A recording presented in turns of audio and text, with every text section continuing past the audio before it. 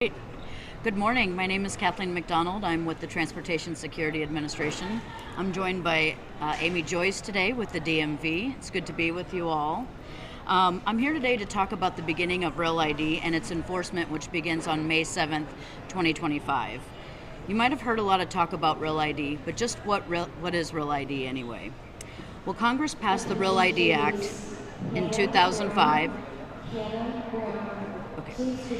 Congress passed the Real ID Act in 2005, and it was based off recommendations from the 9/11 Commission. The act established minimum security standards for state-issued driver's licenses and ID cards. The Real ID Act also prohibits federal agencies, including the TSA, from accepting a driver's license or ID cards that do not meet those minimum security standards. In a nutshell, when you use a driver's license that meets the Real ID, it will be proof that you are who you say you are. Real ID is intended to improve the reliability of a driver's license and identification cards while inhibiting the ability of those who want to defraud the system from being able to do so. So what is expected to change on May 7th, 2025 when Real ID requirements are enforced at the federal level? Travelers who are 18 years and older, who are Oregon residents and want to use their driver's license to verify their identity here at PDX or anywhere in the country will need to show an Oregon Real ID credential to the TSA officer at the checkpoint.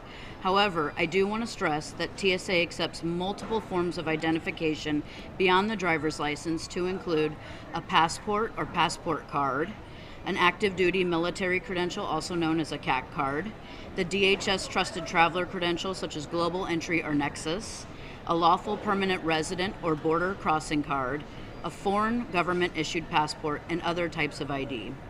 We at TSA know that the majority of travelers use their driver's license to verify their identity when they fly commercial.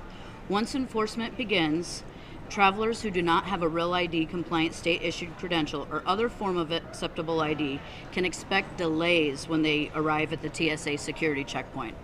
The length of that delay is really determined based on the number of other travelers who don't have a Real ID compliant credential or other form of acceptable government ID. Passengers can avoid delay in their travel by ensuring their identification is Real ID compliant or being prepared to present another form of acceptable ID. Even if you don't have travel plans now, your plans could change. So now is the time to plan what type of photo ID that you're going to use when you travel.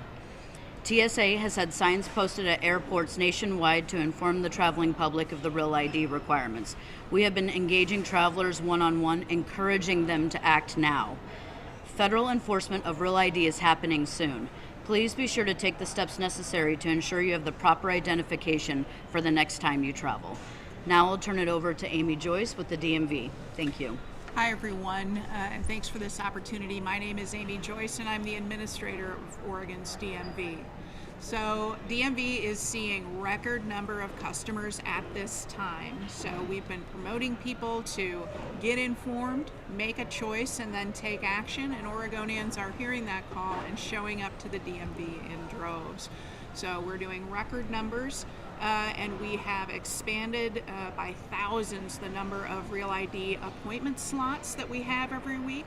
We've deployed staff from headquarters to various areas in the Portland metro area to assist in helping customers, but know that it's very busy at DMV right now. So I have a couple of recommendations for folks as they're considering what to do next. First is think about if you need a Real ID right now. If you've already got a passport or a passport card, that's going to work for you come May 7th. Or if you're not planning to fly for quite a while, consider delaying a little bit until this surge passes by somewhat. Secondly, try to set an appointment. Again, we've expanded our appointments by thousands. And so if you can get an appointment, that's going to be the best, most efficient way for you to get in and out of the DMV quickly. We do take walk-ins every day at every office for Real ID, but that is probably going to take a significant amount of wait time. So we do ask that you be patient with our staff. And third, be sure to bring what you need when you do come to DMV. So you can go online, and use an online tool to figure out exactly the documents you need to bring so that when you do show up to DMV, you can get in and out the first time being issued that Real ID. The most common thing that people forget is you need 2 different forms of current address proof.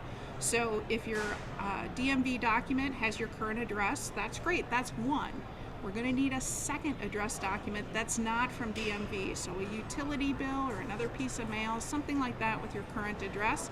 We don't want to have to send you home to get that other document and bring it back to the DMV. So again, record numbers of folks coming to DMV. Please be patient with us. We're moving as quickly as we can to get people through the DMV, and remember too that Real ID is coming and beginning May 7th, but it's going on into the future, and so as we move forward, you'll continue to be able to get that Real ID and think about when you're going to need it and what to bring. At this time, we'd like to open it up for any questions. So on May 7th, you can still travel with the driver's license, but you might have to go through some type of other checkpoint or Yeah. something to that effect. Yeah, the question is, beginning May 7th, you will still be able to travel with another form of ID that's not Real ID compliant, but you may experience additional delays. So yes, the answer to that is if you're traveling without a Real ID issued excuse me, let me restate that. If you're traveling without a state-issued Real ID compliant ID card or driver's license or other type of acceptable ID, you will still be allowed to travel. I want to confirm that. However, you may experience additional delays and some additional security as well.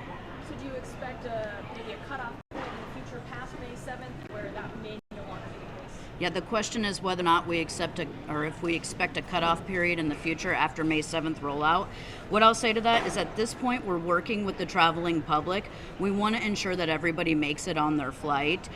So right now, we're trying to do our best to plan operationally so that we can minimize the length of time that people are waiting. It's just that if you don't have that Real ID compliant state-issued driver's license or ID, you might expect those additional delays.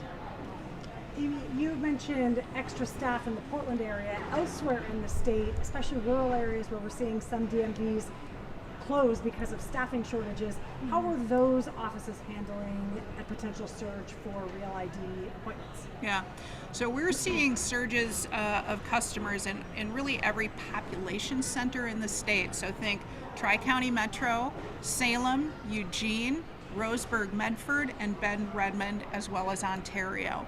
So in many rural places, we're not seeing that kind of surge, but certainly we do have that issue with day-to-day closures due to staffing.